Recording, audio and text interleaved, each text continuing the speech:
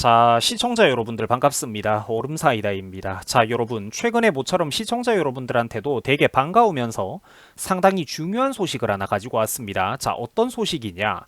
시청자 여러분들도 최근에 우리나라 대법원장의 업무 공백 사태를 잘 알고 계실 겁니다. 그죠? 윤석열 정부에서 제대로 사람을 이제 쓰지를 못했습니다. 민주당 애들이 반대를 했기 때문이죠. 자, 법원 인사 문제가 내년에 달려있기 때문에 이게 굉장히 중요한 상황이었습니다. 그런데 참 다행스럽게도 일단 그나마 새로운 법관 인사를 좌파가 주도하는 게 아니라 안철상 권한대행 체제에서 단행하기로 결정이 났다라고 합니다. 자, 여러분들 이게 왜 다행이라고 제가 얘기를 하냐면 내년 2월부터 권한대행을 맡게 되는 민변 출신의 김선수가 못하게 됐다라는 거죠. 그나마 중도 보수 성향인 안철상 대행이 인사권을 가지게 되었기 때문에 제가 다행이라고 하는 겁니다. 자, 물론 여러분들 가장 좋은 거야 윤석열 정부가 원하는 대법원장이 제때 손발이 잘 맞는 대법원장이 제때 자리로 가는 게 가장 좋았겠지만 현재 대법관들이 참석한 회의에서 권한대행 체제로 법관 인사를 단행해야 되겠다고 결정된 것만으로도 이재명 대표와 민주당에게는 큰 악재로 작용하게 될 겁니다. 자, 간단하게 그러면은 최근 대한민국 사법부가 돌아가는 판에 대해서 또 배경 설명을 알아보도록 하자고요.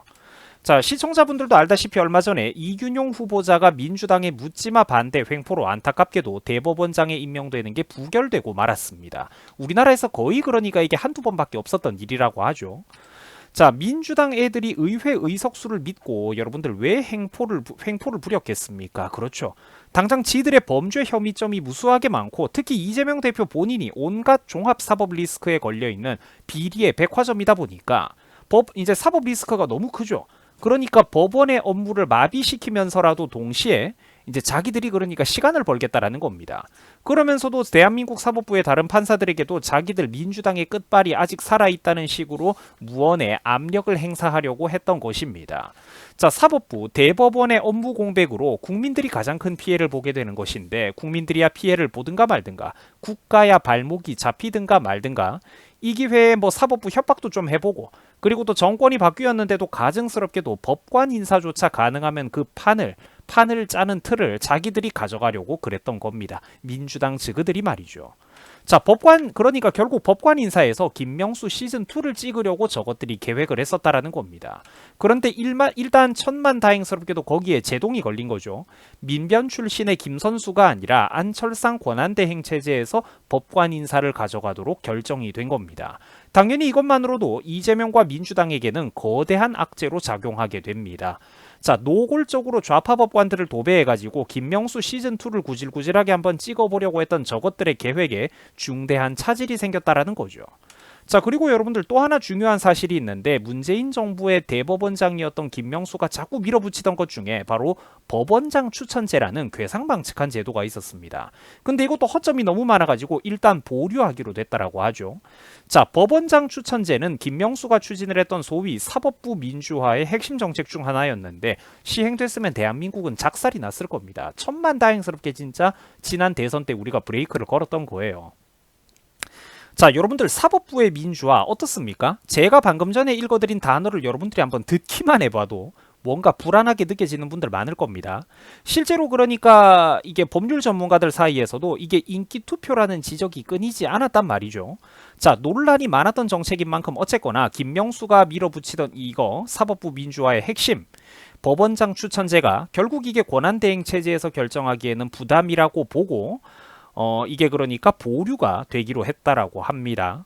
자, 또한 정치인들은 주로 우리나라 서울중앙지방법원에서 재판을 많이 받습니다. 그죠?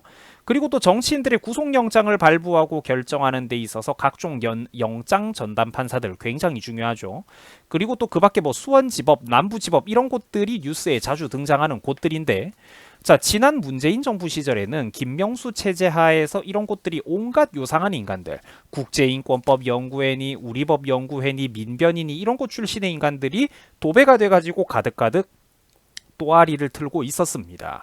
자, 그런데 일단 법관 인사를 현 권한대행 체제에서 단행할 수 있게 됨으로써 저런 인간들도 서서히 사라지게 될 전망입니다. 자, 물론 여러분들 이후 새로운 대법원장이 오게 되면은 업무 동력에 일부 아쉬움은 생길 수 있다고 봐야 됩니다. 완벽하긴 어렵겠죠.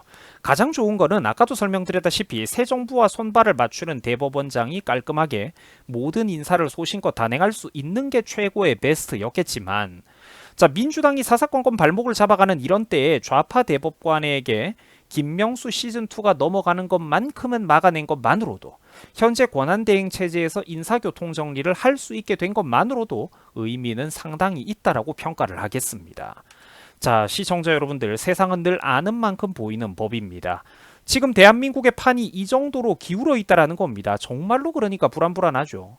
그 누구보다도 공정하고 객관적으로 수많은 사실관계들을 보도해야 되는 대한민국의 메이저 언론들의 대다수부터가 지금 586 출신의 친민주당 성향의 운동권 성향의 인간들로 도배되어서 언론 노조의 대한민국 미디어 전체가 꽉 잡혀 있다라는 겁니다.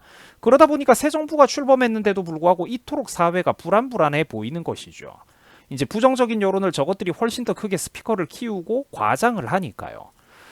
자, 그러던 와중에 이렇게 권한대행 체제를 통해 가지고 일단 김명수 시즌2를 막아낸 것만으로도 큰 의미가 있다라고 평가를 하겠습니다. 이재명과 민주당 인간들에게는 굉장히 큰 한방을 먹인 악재로 작용하게 될 겁니다. 자, 구독자 여러분들도 아무쪼록 끝까지 희망을 잃지 마시고 각자의 자리에서 최선의 노력을 다해 주시기 바랍니다. 자, 시청해 주셔가지고 대단히 감사드립니다. 여러분들 수고하셨습니다.